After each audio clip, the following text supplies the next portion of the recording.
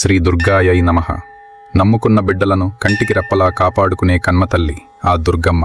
మనం పిలిస్తే పలికే దైవం, అడిగితే వరాలనిచ్చే కల్పవృక్షం. తనను నమ్మి అడుగు వేసిన ఏ బిడ్డను కూడా ఆ తల్లి ఎప్పుడూ ఒంటరిగా వదలదు. నమస్తే శరణ్యే శివే సానుకంపే అంటే శరణు కోరిన వారిపై కరుణ చూపించే ఆ తల్లి ఎల్లప్పుడూ మన వెంటే ఉండి మన అడుగులను నడిపిస్తుంది. కానీ జీవితమన్నాక ఒక్కోసారి చీకటి మేఘాలు చుట్టుముట్టవచ్చు, దిక్కుతోచని స్థితిలో ఆపదలు ఎదురవ్వవచ్చు. అటువంటప్పుడు మన మనసు కలత చెందకుండా ధైర్యంగా నిలబడేలా చేసే రక్షణ కవచమే శ్రీ దుర్గా ఆపదుద్ధార స్తోత్రం. సాక్షాత్తు ఆ పరమశివుడు పార్వతీదేవికి ఉపదేశించిన ఈ స్తోత్రం కేవలం రక్షణ మాత్రమే కాదు, మన జీవితాన్నే మార్చే మంత్రరాజం. సర్వం దుష్కృతం త్యక్త్వా అంటారు ఈ స్తోత్రంలో. అంటే ఈ స్తోత్ర పఠనం మన పాపాలను కడిగివేసి మనసును ప్రశాంతపరుస్తుంది. కిమ్న సిద్ధ్యతి భూతలే అని మరో చోట అంటాడు పరమశివుడు. అంటే ఆ తల్లి కృప ఉంటే ఈ ప్రపంచంలో మనం సాధించలేనిది అంటూ ఏదీ లేదని అర్థం. సకల కార్యాలు సిద్ధిస్తాయి. చివరికి ప్రాప్నోతి పరమం పదం అనగా ఆ దుర్గమ్మ తల్లి మనల్ని మోక్ష మార్గం వైపు నడిపిస్తుంది. మనం ఏ ఆపదలో ఉన్నా, ఏ భయంలో ఉన్నా ఆ దుర్గమ్మ తల్లి అభయహస్తం మనకు ఎల్లప్పుడూ తోడుంటుంది. రండి, పూర్తి విశ్వాసంతో ఆ జగన్మాతను ప్రార్థిద్దాం.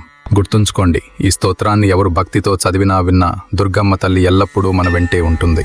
స్వస్తి, శుభం భవతు. శ్రీ దుర్గాయై నమః. శ్రీ దుర్గా ఆపదుద్ధార స్తోత్రం. నమస్తే శరణ్యే శివే సానుకంపే. నమస్తే జగద్వ్యాపికే విశ్వరూపే. నమస్తే జగద్వంద్య పాదారవిందే. నమస్తే జగత్కారిణి త్రాహి దుర్గే. నమస్తే జగచ్చింత్యమాన స్వరూపే. నమస్తే మహాయోగి విజ్ఞాన రూపే. నమస్తే నమస్తే సదానంద రూపే. నమస్తే జగత్తారిణి త్రాహి దుర్గే. అనాథస్య దీనస్య తృష్ణాతురస్య